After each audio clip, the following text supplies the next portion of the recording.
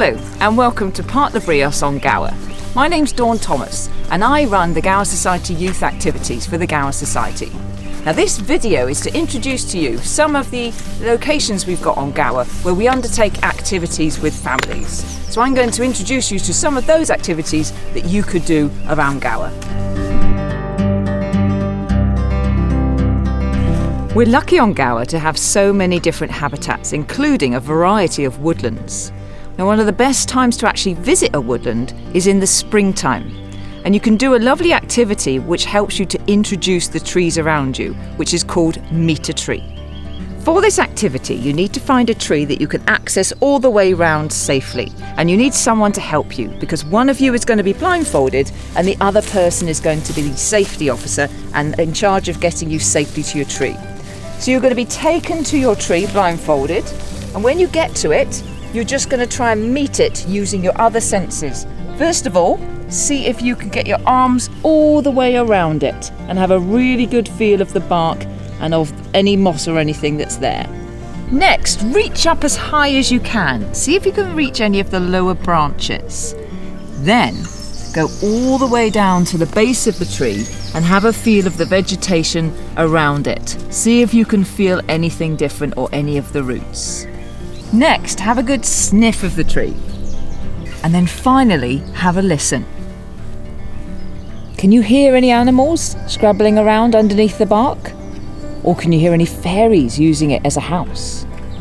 Once you're happy you know your tree, then you need to be taken back away from your tree, still blindfolded, back to where you started. Then you can take your blindfold off and see if you can find your tree again, amongst all the other trees around you. Now once you've had a look and you're sure you know it, try and see if you can do that activity again, putting your arms around it, having a smell, having a listen, just to check it is the tree, and then ask your partner if you were right.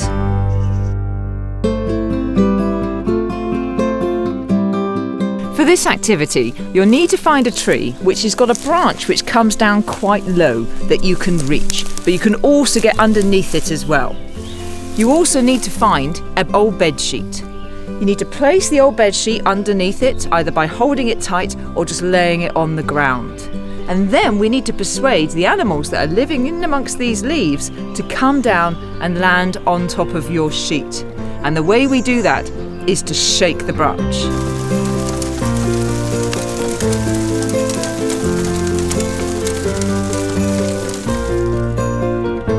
Okay, can you see anything?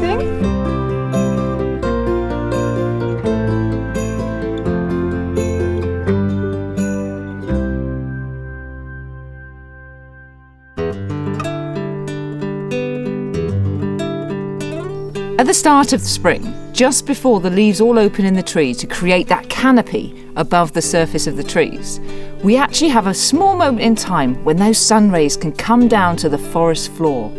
And anything that's living in the forest floor has a small opportunity to start to open up and flower. Now, during that time, you will get some amazing spring flowers, such as we've got here. So you might have some bluebells or some wild garlic or ramsons, or you might even get some primroses and some wood anemones. Now these spring flowers are only open for a very small length of time because very soon the canopy will block out a lot of the sun and they will die and have to stay in the soil for the rest of the season until next spring when they come out again.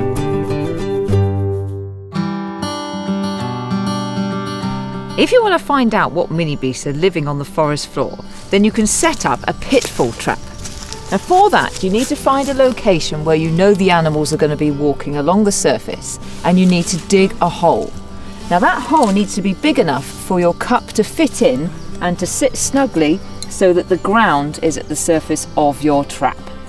Next, you need to backfill your hole so that your cup is stuck snug into the ground and your animals are going to walk along the surface and accidentally fall into it.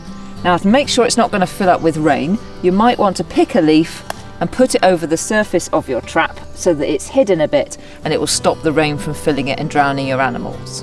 So come back the next day and have a look at your trap, and all you have to do is remove the leaf and then have a look inside and see if you've found any mini beasts. And we have got a centipede and a couple of woodlouse.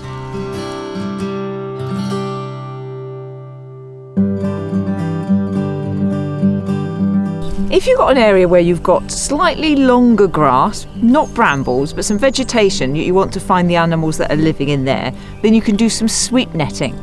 So all you need is a net, and then what you do is you walk through the long grass, sweeping the vegetation with your net as you go, backwards and forwards, backwards and forwards.